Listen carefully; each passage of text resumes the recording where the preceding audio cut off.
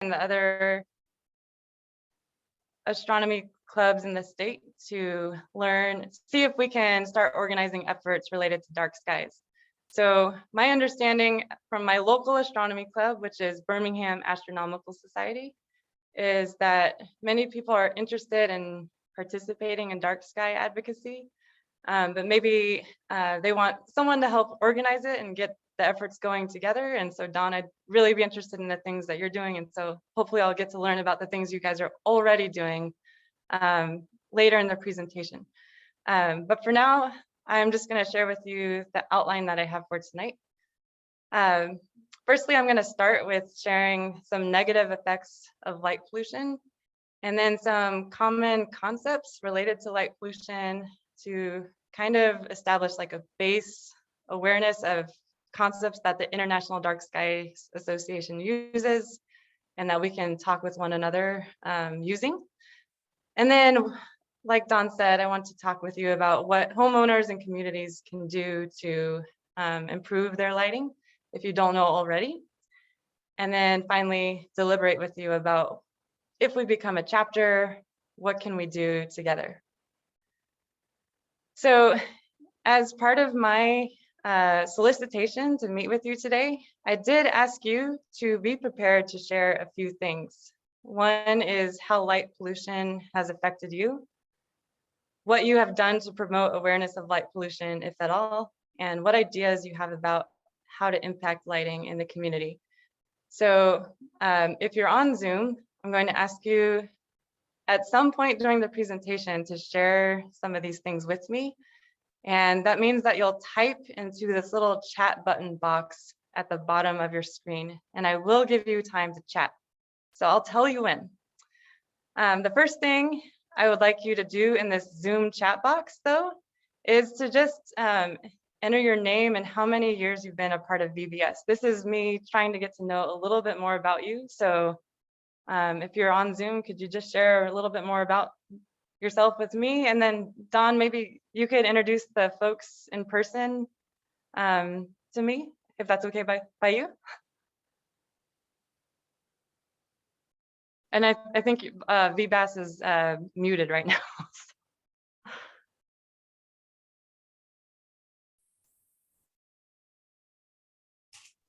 Okay, there we go. Sorry about that. I was trying to find the cursor. We got two screens here. All right, so you want me to introduce people one at a time here. Well, let me start with myself. I've been a member of VBAS for about 10, 11 years, 12 years. I've been doing this stuff since I was about 8. And you know, one of the things I like to do is actually observe, and not just astrophotography or anything like that. You're gonna put me on camera. Hi. I like to actually observe and to just go out and look at stuff, because I just find it to be a peaceful, quiet activity that I can do.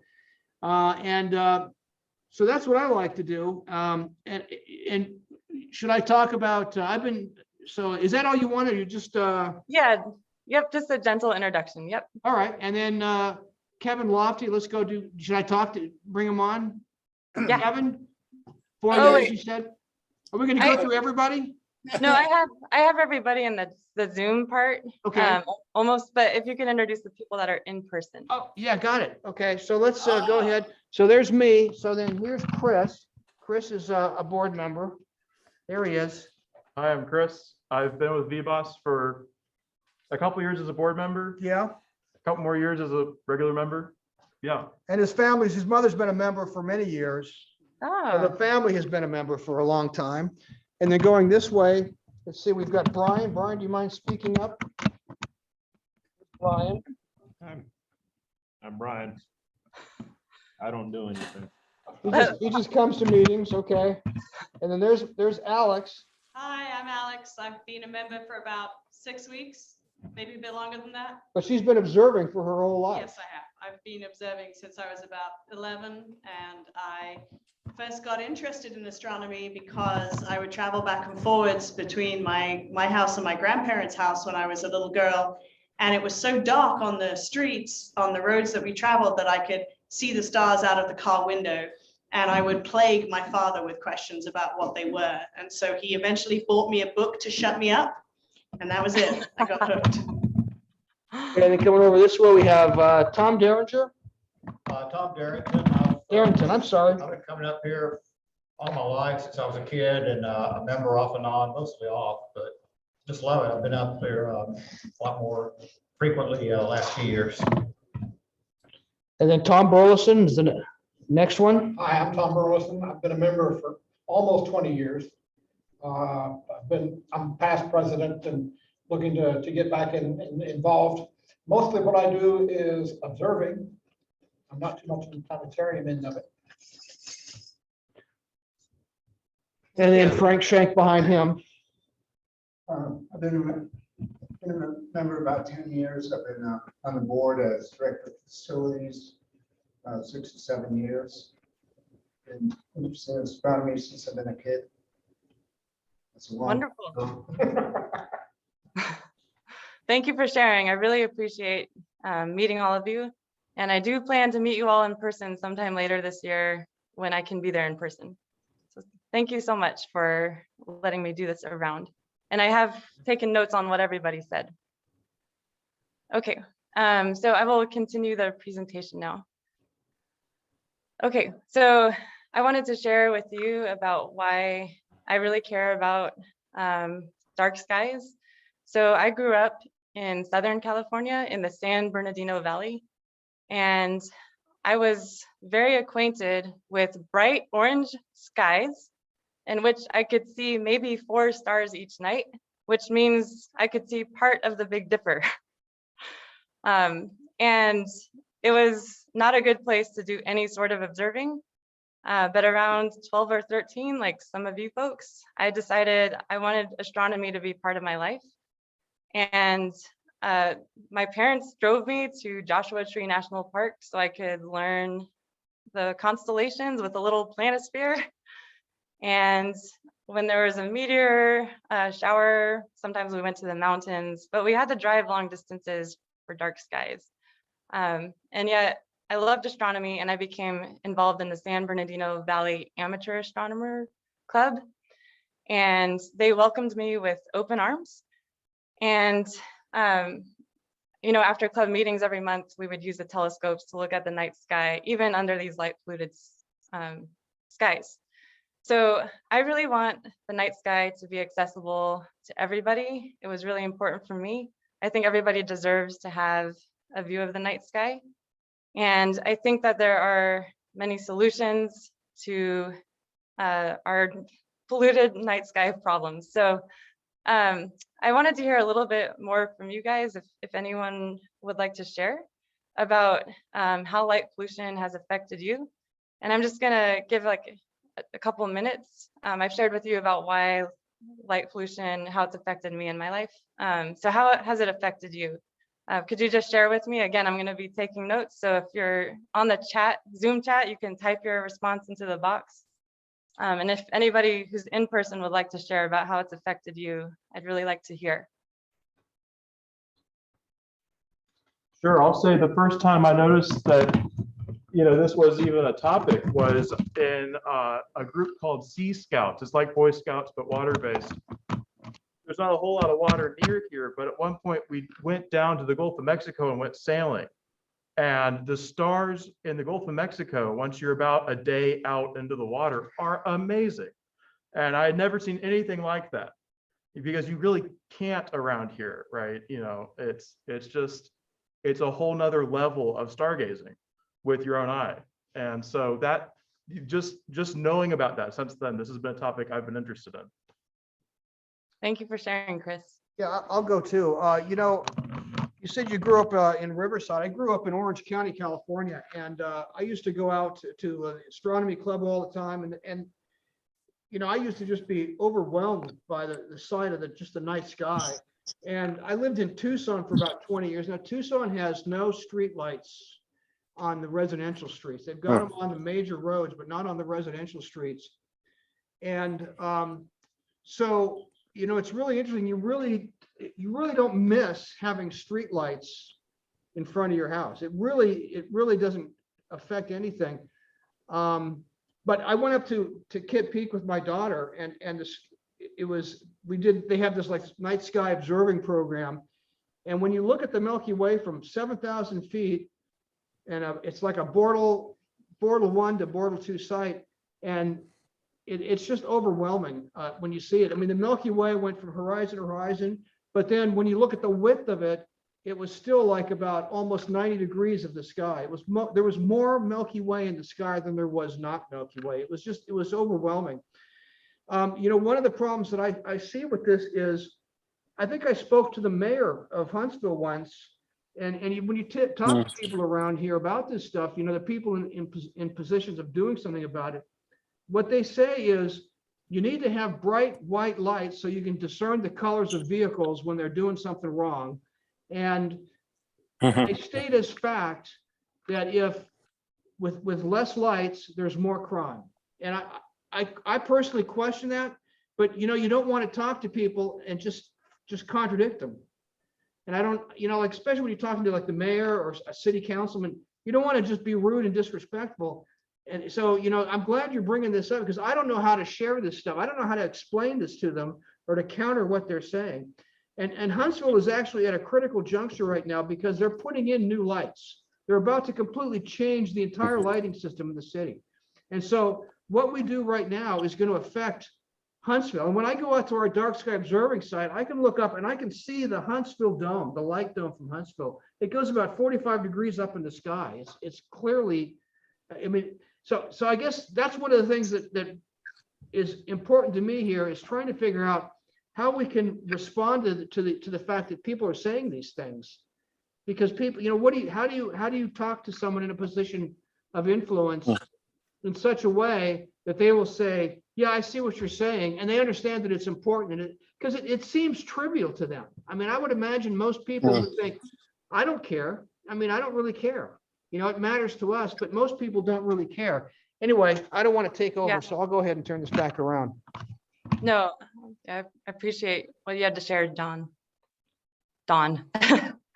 Anybody else want to share that's in person? I've been taking notes also on what folks said in the chat. This is Paul. I've been sitting here. I just joined in late. Can you hear me just fine? Yes. Oh, great. Well, what I heard was great. I grew up in South Texas, kind of in a semi-tropical but very dark environment.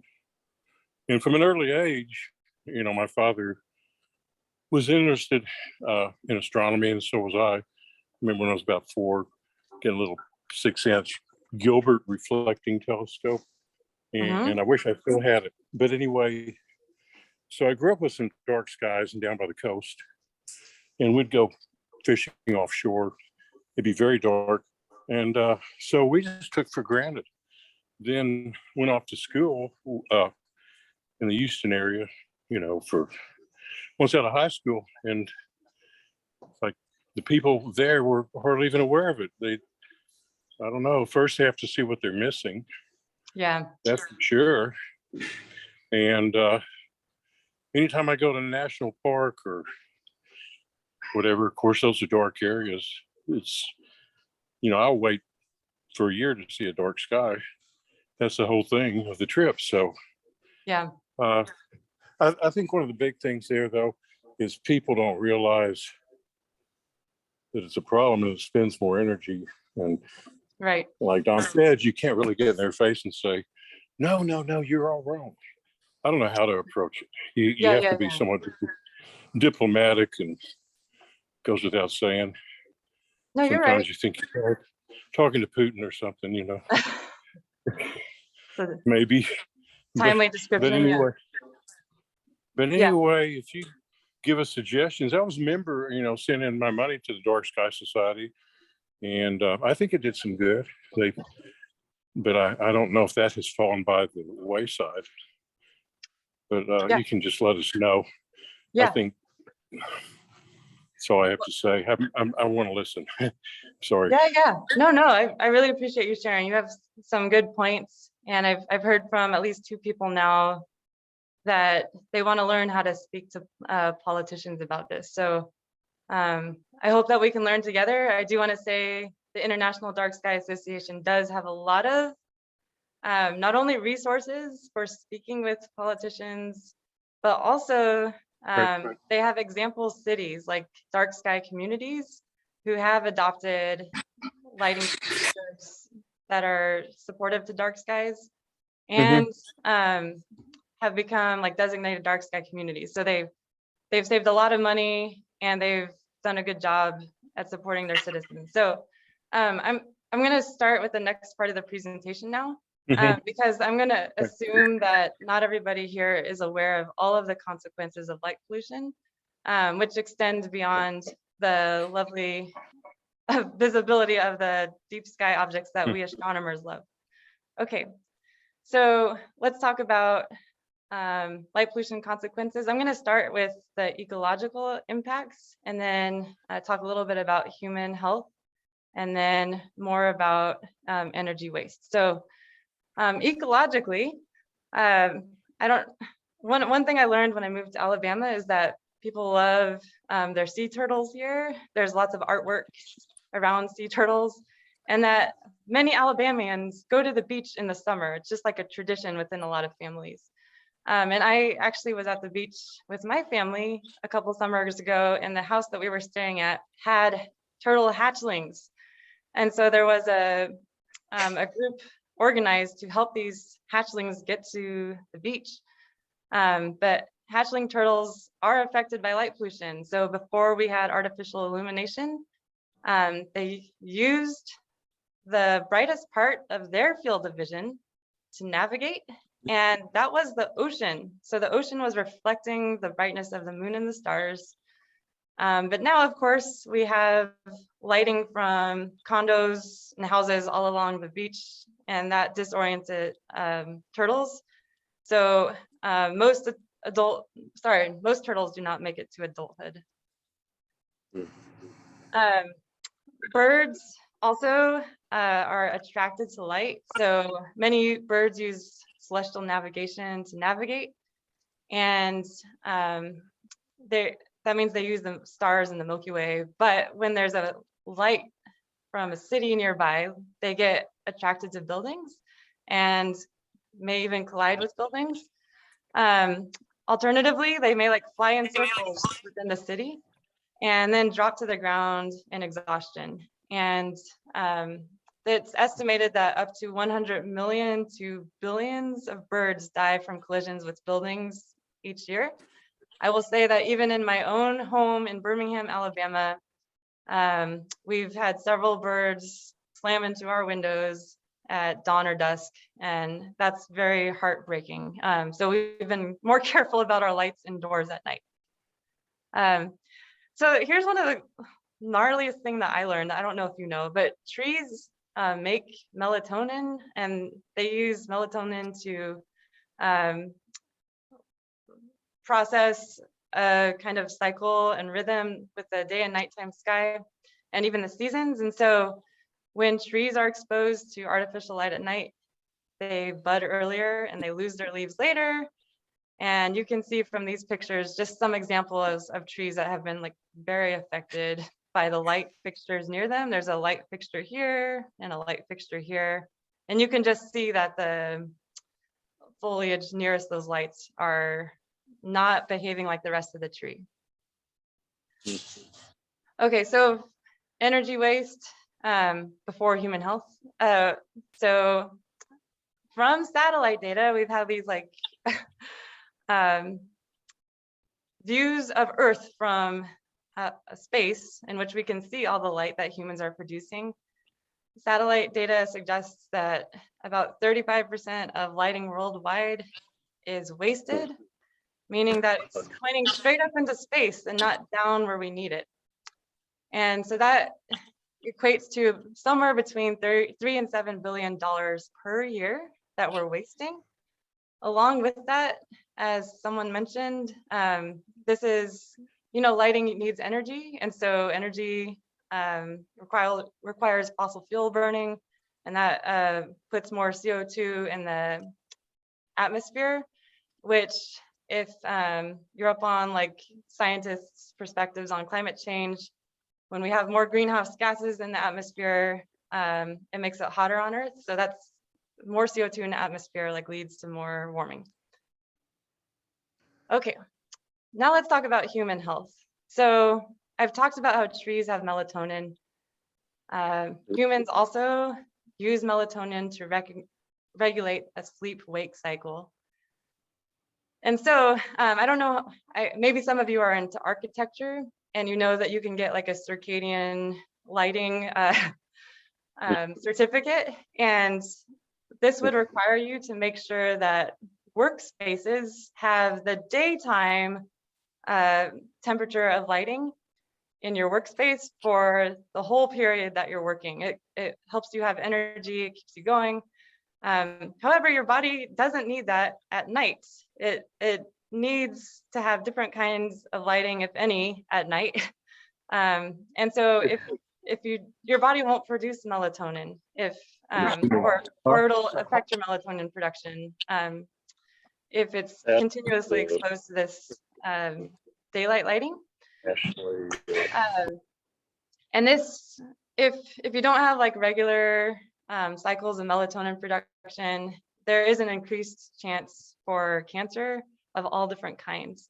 So the American Medical Association actually encourages not just home lighting, but also like street lights to have a temperature of 3000 Kelvin or lower.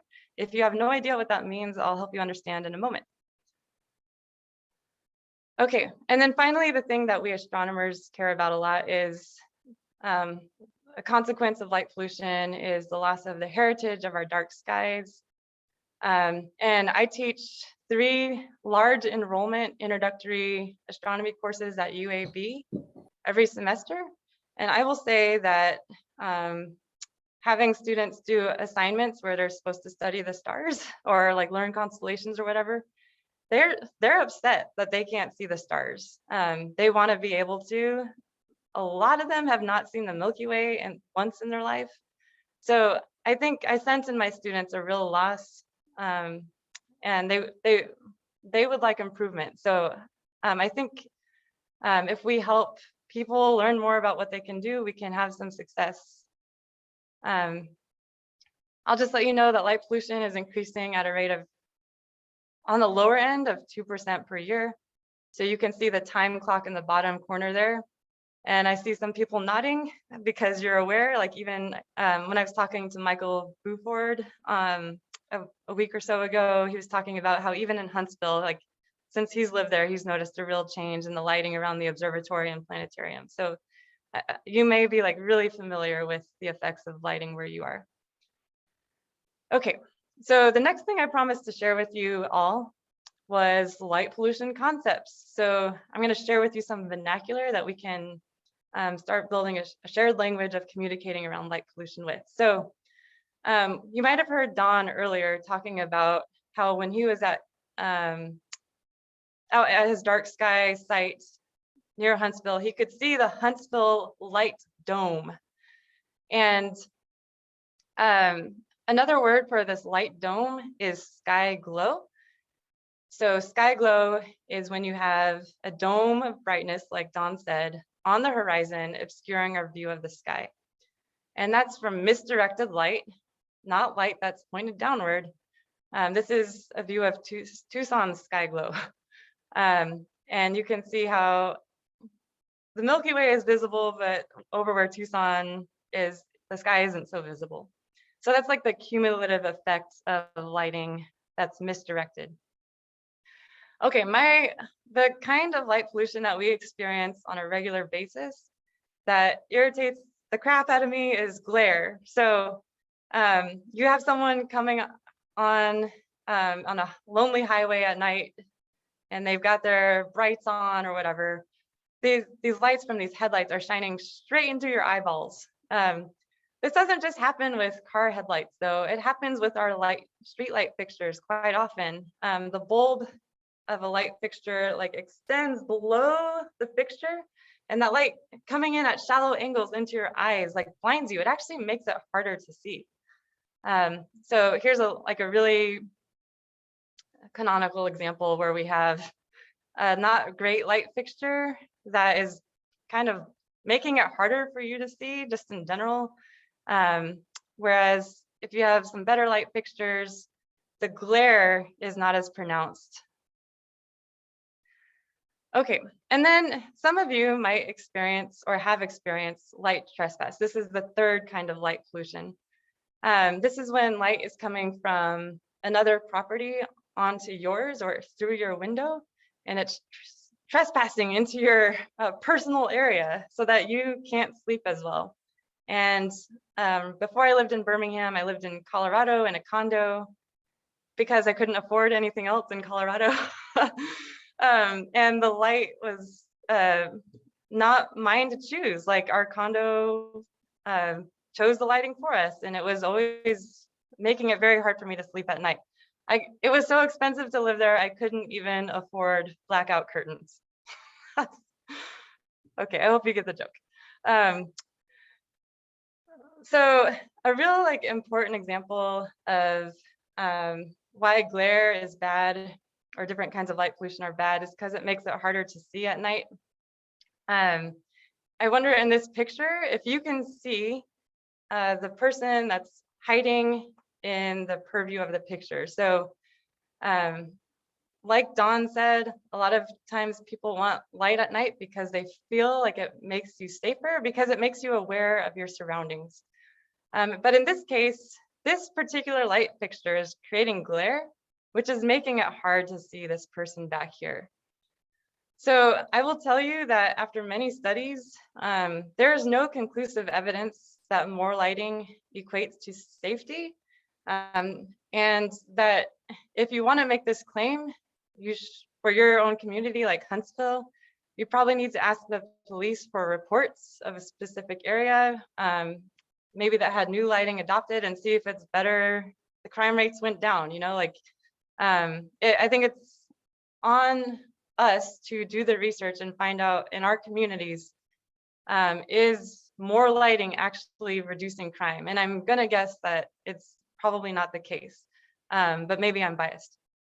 I just want to point out that this person is holding up their hand to reduce the glare, and they can see the person better. And as an astronomer, I'm often doing this with the nighttime sky. If I'm in the parking lot of Walmart, I'm going to be putting my hand in front of those bright lights so I can see a better view of the stars, figure out which constellations are in the sky. So this is just like a really classic example of why glare is not good, and lighting can actually make lighting at night can be make things more dangerous than less. Okay, so we can make a difference. I'm gonna talk about that in a minute, about very specific practical ways that we can start making a difference. But first I want to ask you again to share a little bit with me. So I heard a little bit about Dawn talking with public officials in Huntsville, but I'd like to give others an opportunity to share. Even on the smallest scale, what have folks been doing to increase awareness of light pollution or address light pollution in your local context? I've not been doing enough. You know, when I see a good documentary I like, I'll share it with these cats here. But other than that, the only thing I'm doing that I think has an impact is I'm going to be buying a new house in the next year. And I will let everybody know light pollution is a factor in the house I will buy. So I'm letting my wallet dictate, but I'd like to do more. It's important to me. Mm-hmm. Thank you, Kevin.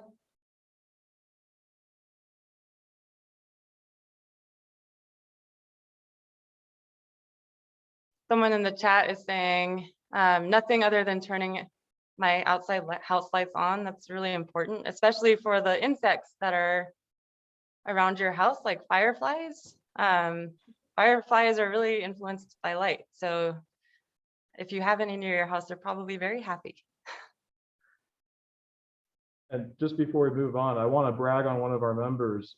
Jeff Delmas is our observatories director. I don't think he's here tonight on Zoom, but I think 2 or 3 years ago, he went to a whole bunch of city council meetings and tried to educate and discuss dark sky awareness with them while they were going over this new, I believe it was the LED upgrades to the city, where they were getting input from the manufacturer that you want bluer, brighter for all the reasons of traffic safety, reduced crime, Right. things like that, when there's some evidence to the contrary that was not discussed at all until Jeff Delmas brought it up with them.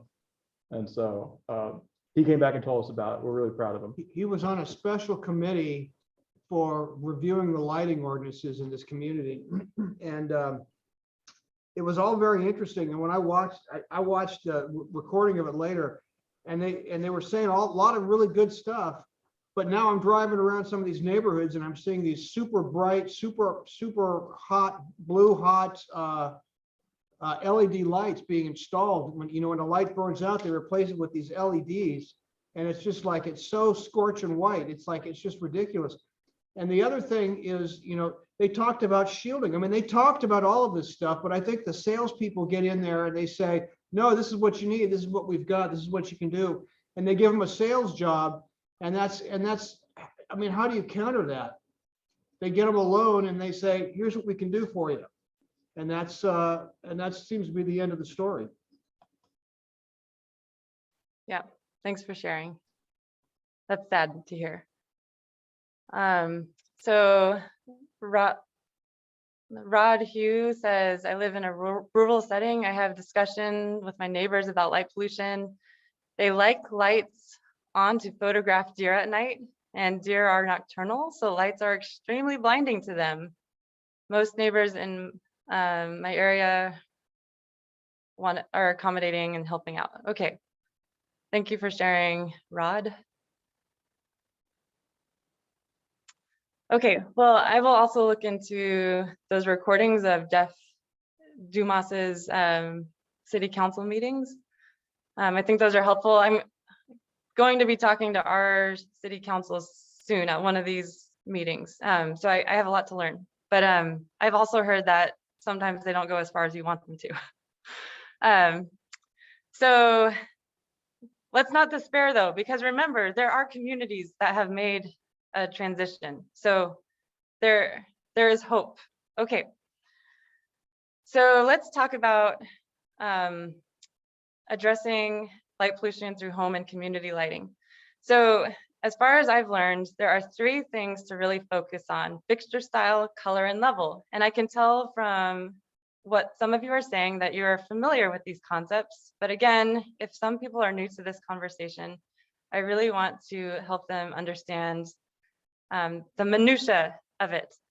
So here is an image where on the left-hand side, we have a fixture that is very, very bad. What a bad fixture. It has light pointing straight up and out. As we move more to the right, we get better and better lighting. What's different about each one of these?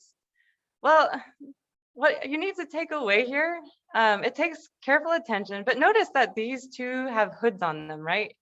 The middle 2 have hoods on them.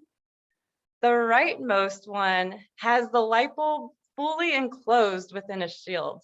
The light bulb itself, or the LED, is all the way up there in the hood, which makes the lighting go mostly down.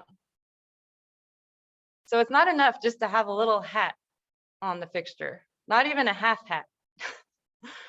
Okay, so why is this? Well, here's some examples. On the left-hand side, we have a fixture that's not fully shielded. It just has a hood, and it's still letting the light, as the bottom left image shows, allowing light to go straight into your eyeballs, that shallow angle. It's causing glare.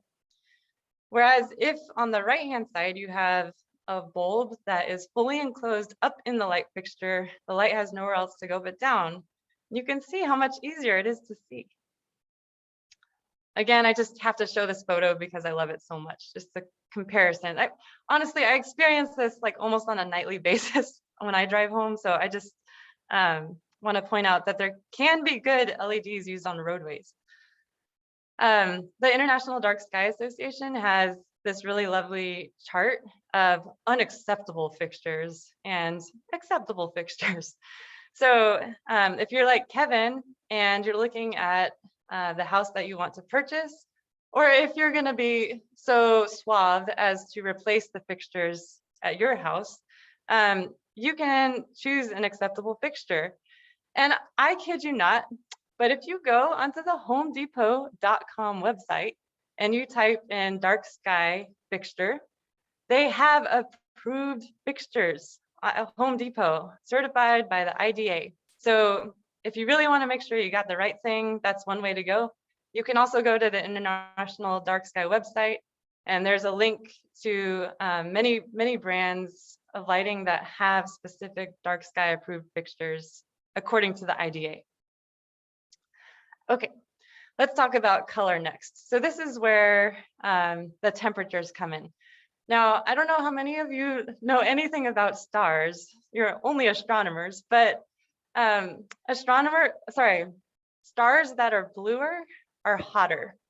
Stars that are redder are cooler. The same goes for light bulbs.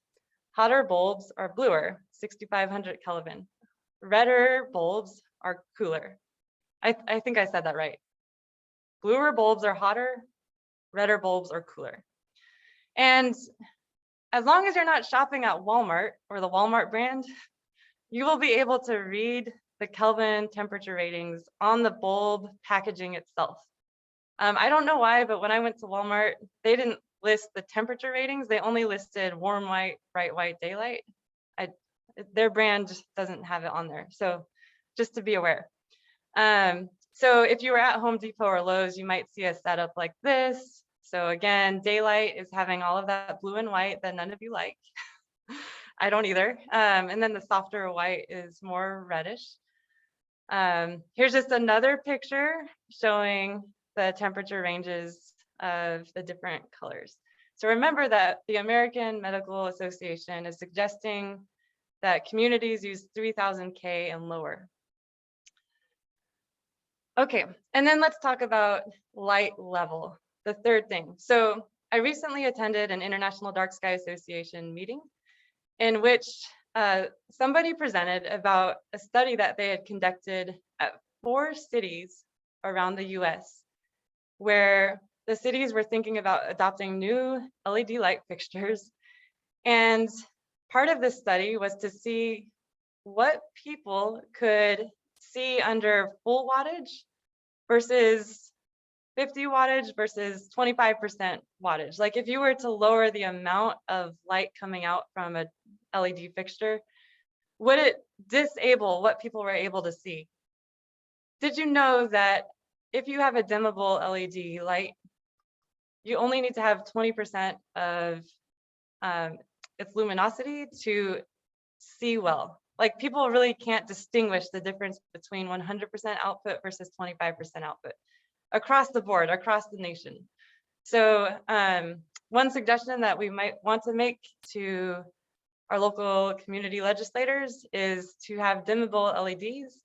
And if they're really stubborn about having the brightest illumination in the beginning of the night, maybe by the time it gets to midnight or whatever, they can dim it down to 25% and they could save energy. And it would be better for humans and non-human animals and trees. Okay, so the IDA, the International Dark Sky Association, is full of useful little charts. This is one that I absolutely love. It really just has 5 big points to think about. Is your light useful? If it's useful, is it also targeted? Do you have the light levels low? Maybe you don't need to have it on all the time, like the person in the chat who said that they try to keep their lights off as much as possible. And then also try to have the least amount of blue light possible. Okay, now you're astronomers and I know you love to geek out about this kind of stuff. So I want to share something with you that maybe you didn't know that I recently learned. And this will move more, just one more tidbit about community lighting. So many of you might be familiar with high pressure sodium streetlights that were instigated a few decades ago in many cities. I still see them around Birmingham. If you were to open up the spectrum, like take a spectrometer and like point the detector at the light bulb, you would see this graph here, where a high pressure sodium bulb is producing mostly red and yellow wavelengths, very low blue level light, right? This is great for the environment and for humans. Okay, The next slide, I'm going to show you what a spectrum looks like for a typical LED. A typical LED that is below 3000 Kelvin. What? Look at this. Certainly it has the peak in the red region, but most LEDs, most of them, they have this blue peak right here. And maybe you can't see it. Maybe to your eyeball, the warm white LED that you bought at the store looks softer and redder. It inherently has a blue peak right there, which is, again, bad for the environment, bad for you, and also very bad for light pollution because blue light gets scattered at really substantial angles and makes sky glow bad. So here's an example of a state park. This is a fascinating study to me.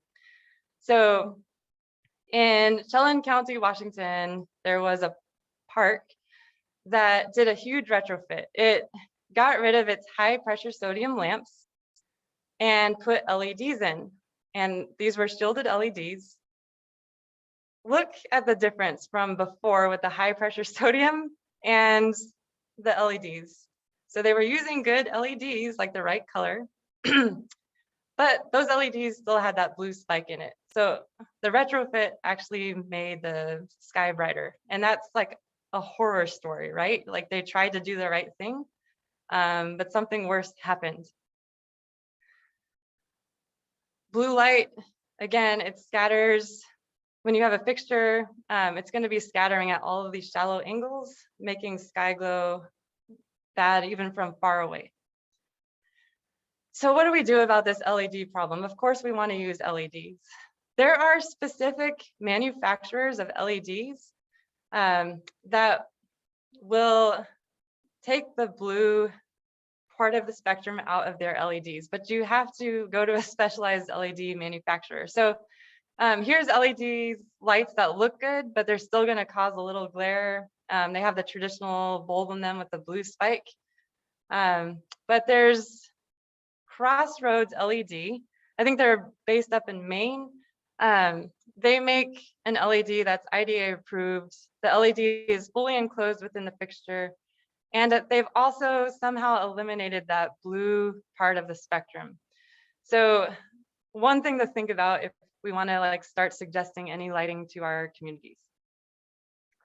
And I'm just going to click on the next slide to share like that they have all different sorts of LEDs that communities can adopt. Some of them have like very narrow band of lighting. Okay, so just a few more slides here. Dawn recently talked about Huntsville lighting ordinances. And also you folks shared about how Jeff Dumas tried to work with the city on their lighting ordinances.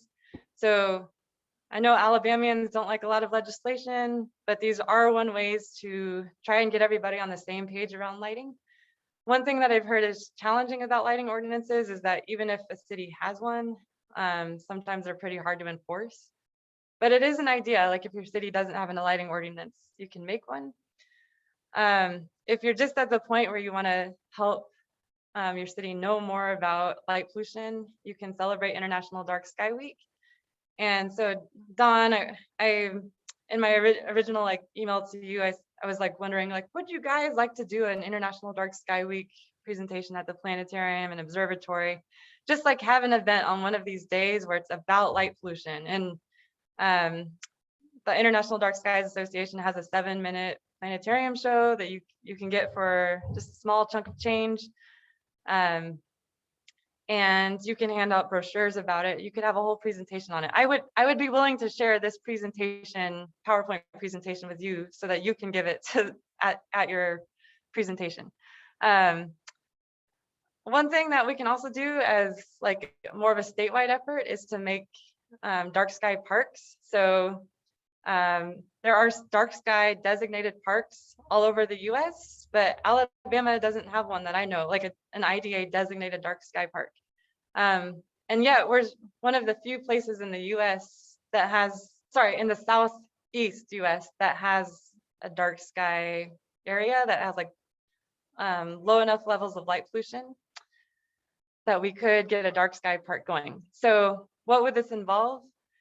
The first thing is to use a sky quality meter and go out in the dark part of the lunar calendar, the new moon, and every season to take an SQM measurement. And from that same location, you have to take a panorama of the park at night with the stars. You also need to do a lighting inventory with every light in the park. Some of our state parks don't even have very many light fixtures at all. So making them mostly dark skies approved may not be that hard, but it would take like a communal effort to make it happen. Okay, so I'm gonna skip ahead in my presentation. I have some case examples of cities that have changed all of their lighting to better lighting. But I know my time is running short, so I just want to share that the International Dark Sky Association is focused on protecting the night from light pollution through people like you and me. And they work globally, so the global reach is expanding. And I've heard, so I recently learned from International Dark Sky Association that there are 88 members across Alabama and Mississippi that belong to IDA. So some of you might be some of them. There's 88 of us and I didn't even know. But we don't, in our states, we don't have a chapter yet, and most states already have a chapter. So I think it could be good for us to get one going and work together. So with that, I'm just gonna say thank you. Here's my contact information.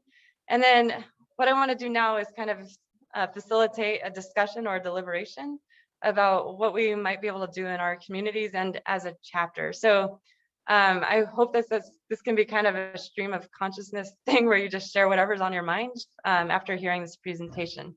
So I'm gonna share a different screen. And also I'm just gonna give you an option of time to like share any questions that you may have. I do think that some of the issues that you've posed are really important ones that it would be important to talk about with, let me make sure that you can still see this, that you could talk with as part of a chapter. So we do have enough people in the state already that I know of that have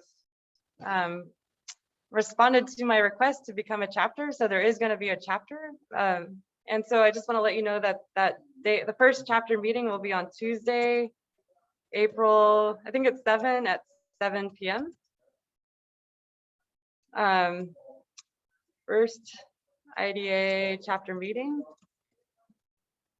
I hope that April 7th is a Tuesday and I got that day right. Oh, I meant Thursday. Okay, and again, if you want to email me about that, it's michellewooten@uav.edu. I will email you a Zoom invitation for that meeting. I would really like you to be there. If you don't think you don't matter, you're wrong, you matter. I think one way is not just to have one person at one of these meetings, but a whole group of us at the state legislature meeting and like talking, trying to advocate for this stuff. Okay, so Don, maybe I'll let you lead this part of the presentation if you want to like solicit people to share. And Okay. yeah. Yeah, sure thing. Thanks a lot, Michelle. As I Yeah. said, I think I said in my introduction, this is something that's near and dear to my heart because it really affects me, because that's what I like to do, is to go out observing. Am I on the screen yet? I don't think, oh, there I am. So this is something that you know, it really affects me because that's my thing, is to go out and observe and to see stars. What are we doing here now? We're trying to just observe. Maybe I should look up this way. There we go. We're trying to just talk about. I would just like to hear from folks about their thoughts in response to this presentation about what we can do. Here, I'll just write the question. Well, I always feel kind of self-conscious talking about it because I think most people probably think it's kind of a dopey thing to worry about. I mean, it matters to me. I listen to all the stuff you say about sea turtles and nature and the impact that it's having. But you know, if you were to just walk up to somebody and start telling them that the street lights are affecting the sea turtles, I think, first of all, they would say, well, there's no sea turtles in Huntsville. Yeah. Which kind of misses the point. The point is it affects nature, it affects owls, it affects, you know, it changes the balance of nature, it gives the owls an advantage, it disadvantages mice and squirrels and whatever is out there. So it also affects things on that level. But, you know, how do you approach people who, you know, this is something that's completely off their radar. You know what I mean? They think like light pollution. What are you talking about? I want to have lights out in front of my house. I feel safer with them, you know, and it's like you say, there's probably no real significant difference, no measurable improvement in safety. But you have to tell people that. In fact, we have, you know, Mel Blake by any chance? He teaches astronomy. Yes. You know him? Yes, I do know him. He was telling a story once, and he said one of the problems is they were talking about. He was trying to get them to reduce lighting on campus, and he said he wanted to put in lights with motion sensors, right? And he said the problem is that people, when they look ahead and they see a dark spot, they don't want to walk in that direction because they don't know what's out there. And he says that even though the lights go on as you move, people don't like it. Mm-hmm. I mean, they just, you know, there's so much resistance. You know, people are afraid of the dark. How do you know, that's really what it comes down to. People are just afraid of the dark. It's this primal fear that people have of darkness. And, you know, I can understand it. I mean, I know how it feels. It does take, you know, you do have to kind of talk yourself into it sometimes. If you're going to a really dark location, you're sitting there all by yourself in the dark, you know, that can be daunting sometimes. Yeah. But I don't think Michelle, it's, do you have a link to that AMA paper that you referenced in the talk? I can get it for you. Okay. But I think, you know, that's a very telling point. If it has human health effects due to the color of the light, we need to get that out and widely disseminated. Yeah. Yep. And, you know, it's a shame we don't have sea turtles here because that's a measure. Well, no, it's measurable. When they go into the seaside communities and show them that these sea turtles aren't headed for Walmart anymore, and then they see that by changing the lighting in these the seaside communities, that crime actually goes down and everything is much more appealing just simply by using smarter lighting. It's not a black and white, no pun intended. You don't have to be in the dark. We just have to get smarter about it. And if we can somehow play their game and prove that it's also cost effective, or it's, you know, there's a return on investment somehow, then, you know, maybe we can get our foot in the door. So the kind of the half joke that I tell about this, when people talk about lighting, you know, does it really reduce crime? Or are we just holding their flashlight for them while they break into someone's house? You know, you're not running. And plus, you know, the other thing is, if people are breaking into houses to burgle houses, they're going in during the day. They're not going at night. They don't want to break into you because that's when you're there. During the day, people are off at work. That's when they're breaking into your house. They don't break into houses at night when people are home, unless you're on vacation or something. So it Well, sounds I like- think they have locks on houses to keep honest people out. If the thief wants to get in, he'll get in. But the question though is about light pollution. Are you really deterring anything, or are you just holding their flashlight for them and making it easier for them? Because if you turn off all those lights, the burglars have to walk around with a flashlight, and then they're calling attention to themselves. You know, you look out in your yard, there's some guy with a flashlight out there. I mean, obviously that doesn't, you can see him right away. Someone's walking around the neighborhood with a flashlight, everybody sees him. You can just look out your window and see him easily. But anyway, again, the issue is not, I mean, the issue is how do you explain this to people though? I mean, to figure out how people got to be scared of cell phone towers, like We need to find out what the special source is that enables people to get worried about light at 6,000 Kelvin. And then the people do it. They'll change it. If they think it's going to affect them from a health perspective, then they'll mobilize. So you're saying the AMA report is the thing we need to. I think it's a very important part. I think that's pretty important. I think that if people realize that there was a health impact to this lighting, and that needed to be balanced with the energy savings and the positive impact on energy, then that might be something to look at. And certainly in this area, I mean, I'm new to the area, but one thing I've noticed is there's an insane number of subdivisions. You know, they all have homeowner associations. Yes.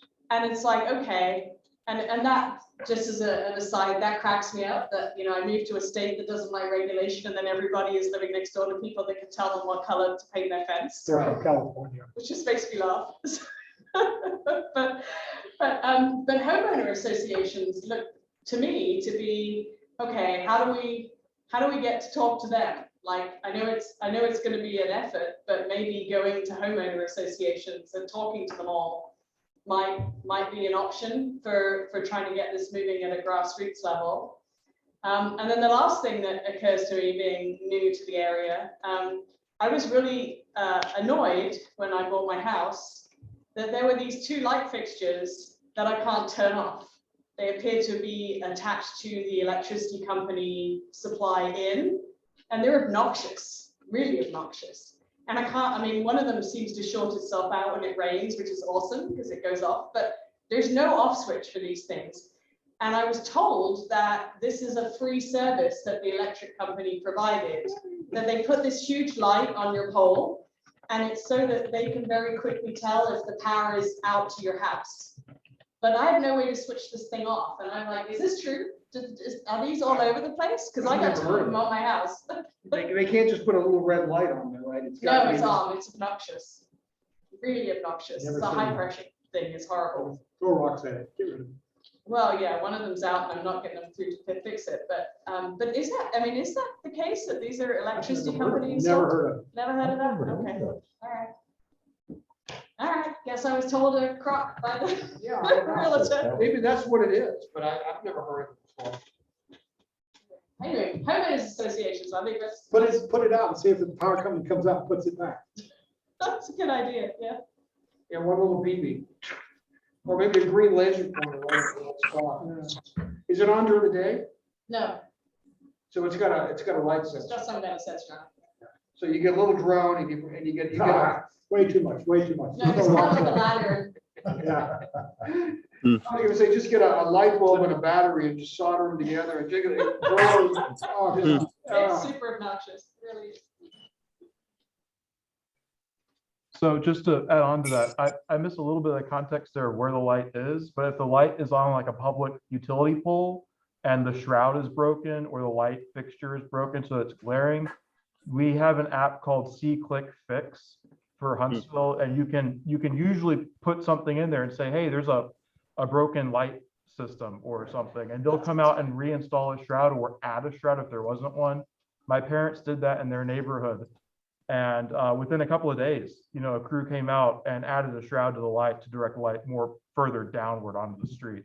So that's one avenue, a C-Click Fix. C-Click Fix, that's Yeah. cool. So Michelle, the one thing you said that I liked was when you were showing the light shrouding, the idea of directing the light down into about a 60-degree cone coming down from the light. Mhm. I think that's the key thing because so much of it, like you were talking about the glare and whatnot, and even with the zero cutoff lights, you've got light going out horizontally. Well, that's not doing anybody any good.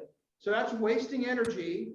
And like you say, it's blinding people with glare, you know, directing it downward and having it fully shrouded and directed, like, I don't know, a 60-degree cone or something like that. That's, I think, what we need to push for if we're going to have lights at all. But again, you know, why do you need lights in your neighborhood? I mean, people are afraid. I mean, people are afraid to not have them. It's too much of a change for them. But even at that, can't you put in a motion sensor? And turn them all off, and then if someone's driving through the neighborhood, it turns them on. I do want to, Told off by one of my neighbors because I turned off my light that was lighting my flag. And they're like, you got a flag out, you gotta have your light on. I'm like, kidding. but it's ruining the sky. But Excuse me, the flag during the is that day. illegal? Are they gonna call you? I mean, what are they gonna do? No, It's no, just they just wanted, because I'm, not from around here. so social they- pressure. Yeah, put your light on, you got a flag out. I know. But you're on 23 acres. What? You said you're on 23 acres. Yeah, I was on 23 acres. Nobody be telling me. you'd be amazed at how many people drive up that driveway. Oh, Like, where's really? this road go? You need a gate driveway.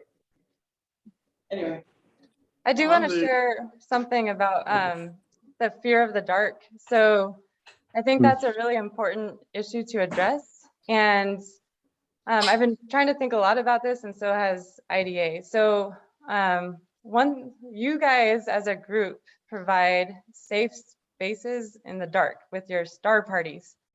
And so I feel like one way to get people more comfortable with the dark is to give them more experiences with astronomy. So I feel like having, even more advertisement for your club could be good. Or at the state parks, for example, for International Dark Sky Week, like the state parks love doing night walks as far as I can tell. So I will say that the state parks also want to broaden their reach beyond the two parks where I'm having dark sky events. One is at Oak Mountain State Park and one is at Chehaw State Park. There's going to be a night walk at both of those. So followed by potential stargazing if the sky is clear. So that's one way I just think to get the community out in the dark more in a safe place, because I don't know about you, but as an astronomer, like that's being at night with other people under the stars is just like one of my favorite feelings in the world. And one other way I'm trying to draw it out in my instruction is to have people create artwork about why, like how the night is important to them, or to draw like an experience where they were out under the night sky. So like public programming with art, I think can be really powerful. Yeah. Okay, did anybody else have anything they wanted to say? Yeah, I do, Don.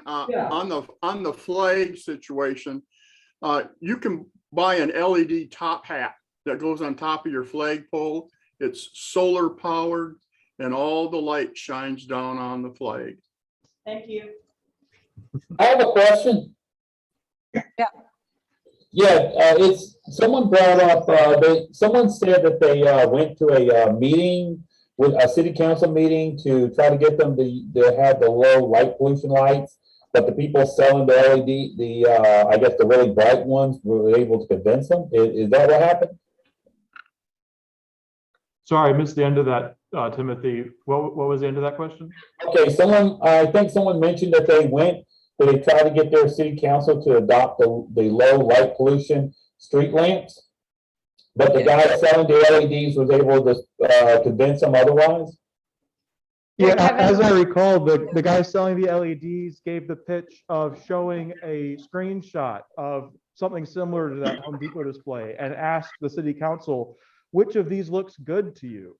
And of course, the blue one looks good. It looks interesting. It's not, I don't know, it's like the blue headlights people like nowadays.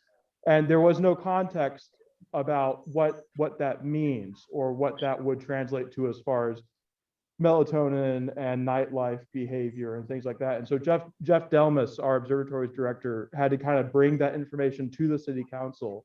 My understanding is that it didn't work. I've seen a couple of new LED lights and they're pretty blue and they're unshrouded as far as I can tell. They're horizontal, right? But not fully vertical down. This is Huntsville, right? This is Huntsville, yes, sir. So, we're stuck with these lights until they burn, at least until they burn out in the next 10 years, 10 or 15 years. Well, the LEDs, if they're properly derated, will last a long time. So one thing that we could do, if you want, is to do a community survey. If your legislators are willing to try out several different temperatures of LEDs, like on one street. There is a case example where this was done just a couple of years ago up in the Boston area, where there's a community community lighting survey done where they invited people to come out in the community to rate their agreeability to several different colors of lighting. And hands down, everybody chose the redder lighting. So I think it's just a matter of having collective input from the local community. They aesthetically, they might prefer the red. It sounds like what happened at this meeting is that a couple people preferred blue, and that's what got chosen without like community surveying.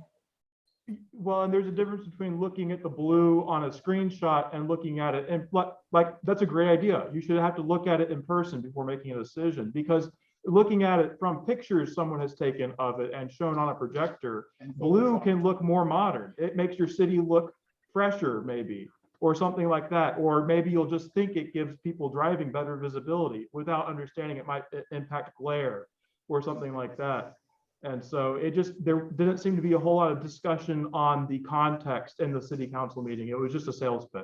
That's exactly right. And I think that is the problem in a lot of these cases is you get these salesmen and they just say, here's what we can do for you. And somebody in the city council just makes a decision. Right. And makes a recommendation and the board just goes along with it. They don't think it through. You know, there's no pushback. There's no pushback. There's no opportunity really to push back. Although, you know, one thing about Huntsville is that we are a very well-educated town. And so there's hope from that standpoint. But I still don't know how you get through to people because we have a lot of engineers and scientists in this town, but none of them are on the city council. that I know of. So that's a bit of a wrinkle, you know. I don't know what we can do. But I definitely want to go to that International Dark Sky thing that you were talking about on the 7th. So I'll definitely send me a link or whatever I need to do for that. And if there's anything else we can do, you know, maybe we can form, you know, we form small groups here, as we call them SIGs, special interest groups. Maybe yes. A dark sky special interest group, and we can just as a group kind of join the IDA or something along those lines. I have a suggestion. They're always building on, like, they're always, you know, adding, they're always doing constant construction work and everything. So if they're ever building anything like a new road or something like that, that would be a good time to just kind of jump in there and say, hey, put that in there. You know, don't go with those bright blue lights that are a glare. It kind of distorts everything at night. It messes up people's night vision. Go with the more reddish ones, the ones with the that caps most of the light, because there's nobody up there in the sky that needs that light on shining on them. So why should it be pointing up in the air? But the problem, though, is that people won't. You can't just tell them to do it and then they do it. I know that. Mel Blake did do that in the last state that he lived. He just went to this new community and suggested a lighting ordinance, and they adopted it because nobody had any like resistance to it. Really? Yeah. Was that a small town? It was a developing part of a town. Oh, okay. Yeah. So on Timothy's point, if we like try this in the developing areas of any city, it might work. Yeah, if you go to some place that they're still building on it and everything, and they haven't ordered the lights, you know, one suggestion is just as good as another. So you could get it. You could kind of jump in that situation going on. You can keep them from the salesmen, keep them from, you know, dumping the bright blue lights on them. Yeah. Well, okay, so I think like the follow-up action item for those who are interested, please come to this initial meeting, and like Dawn suggested, it might be nice to have like an Alabama statewide monthly meeting, and then for you guys to have a special interest group that is focused on Huntsville in particular. I feel like personally that would be the ideal situation. We would have like a Birmingham SIG, so that we can just focus and have like one project in our own area. Does that sound like a good follow-up? Yes. I think that's a great idea. And Michelle, I said earlier, I write the newsletter. So if you wanted to write like a little half-page article or something, and I could put it in the newsletter as a way of sort of promoting this idea, I can get that sent out and go out probably around the 1st of April. And we can maybe drum up some additional support. We have about 1,000 people on our mailing list, so we might be able to get a good number of people to show up. In that newsletter and in the narrative that I write, could I be able to reference this talk in case people missed it? Like, you recorded this talk, right? Right, yeah. We'll put this on our website, and we can put in a link to this whole meeting here. Okay. Oh, one more thing. Did you ever hear the story about, I guess it was like back in 2011? It might have not been here, it might have been somewhere else, but back in 2011, the lights were out for a couple of days because of the tornadoes. And we actually had people calling the cops because they're looking up at the sky and going, what is that thing up there? When was that? Did you know about that, Michelle? No, About when 10, was 12 that? years ago, we had a tornado that came through here. It made national news, April 27th. and we were without power. Some places were without power for 8 days. Think about Wow. going without power for 8 days. Huntsville was a dark sky site. Yeah, Huntsville was yeah. Wow. I was able to go out there with and we lived on a golf course, right on adjacent to a golf course. And I went out there with my daughters, and we literally picked out virtually every constellation. We could see Lacerta. We could see, I mean, all these faint, obscure constellations that you just can't see anywhere. Spoke with Amazing. the mayor about a year after that. He said, you guys must have really gone crazy up here with your astronomy stuff when it was so dark like that. I said, Mr. Mayor, you imposed a curfew. We couldn't come up here. Wow. That's interesting. But yeah, it was nice and dark for that week. It was great. Then you're back up. That's so cool. That's Yeah. I wonder. And like someone said, they don't know what they're missing. I mean, it's where they don't even know what the night sky looks like with all those lights, about the light pollution. Yeah, and my students who have never seen the Milky Way, they look at their little planisphere and they know that they're not seeing the real deal, like they know there's more to see. So yeah. Okay, so are we getting ready to wrap this up here? We can keep going if Yes. you want. I need to talk for 5 minutes. No, we're good. Please share that information with Don. Okay, I will. Thank you so much for letting me speak with you tonight. It was such a pleasure to meet all of you. I will share the information with Don, and I pretty please hope that you'll come to the meeting. Yeah. Absolutely, Michelle. I'm looking forward to talking to you more about this stuff in the future for myself. And Yeah. it's been really great. But now we have Tom Burleson here who wants to talk about hunting bears. Okay. Want to get all of you guys to remember that the 1st of April, Friday night, the 1st of April, we're going to have a bear hunt here at VBAS. We're going to be looking at faint fuzzies in and around the Ursa Major, the Big Dipper. I've got all of the certificates put together. I've got the maps put together. I've got a list of bears that need to be hunted. And if you show up here, we'll do our best to get every one of them. So Friday night, the 1st of April. If there's weather, we'll get word out about how we're going to postpone it. We can do it again Saturday night if possible. If we don't do it Friday or Saturday night, we probably have to wait 3 to 4 weeks to the end of April to get another dark sky without the moon. 1st of April, hunting bears at VBAS. Is this a bring your own equipment or? Bring your own equipment. All right. You gotta hunt your own bears, dude. Okay, man. All right. Okay, thanks, Tom. Yeah, I'll probably be doing that with digital setting circles. I'm addicted to the digital setting circles. You're a nice guy anyway, but digital is wrong. Okay, I think that's about it then. Are we done? Does anybody else have anything they want to say? Just, it was a good presentation. Okay, thank you. Yeah, I agree. Great. It's a good topic, very important It's topic. good. It kind of made me think, hey, years ago I said I had a duty to get into this, and I knew people that were doing it, and I've kind of just let it ride. So I should it's a let good you way. know, Michelle, Paul is a doctor. He's a retired doctor now. And so he knows that maybe he could help out with some of the medical aspects of all this. Ooh, yeah. That Yeah, sounds I mean, awesome. I'll Thank you. reinforce how bad the improper type of lighting is. I've always known that. Okay, so are we So calling it anyhow, quits that's the now? topic. I'm in getting to where itself. I can barely hear people on these speakers here, so maybe I'm wrong. I have to keep walking over to hear, listen to the people on the speakers. All right, so are we about done here? I think we're done. So let's go ahead and call it a night. Thank you again, Michelle. Thank you. Take care. It's a pleasure. Thank you. Again. All right. Bye. Beautiful. Michelle, thank you again. Go ahead and cut it, Chris.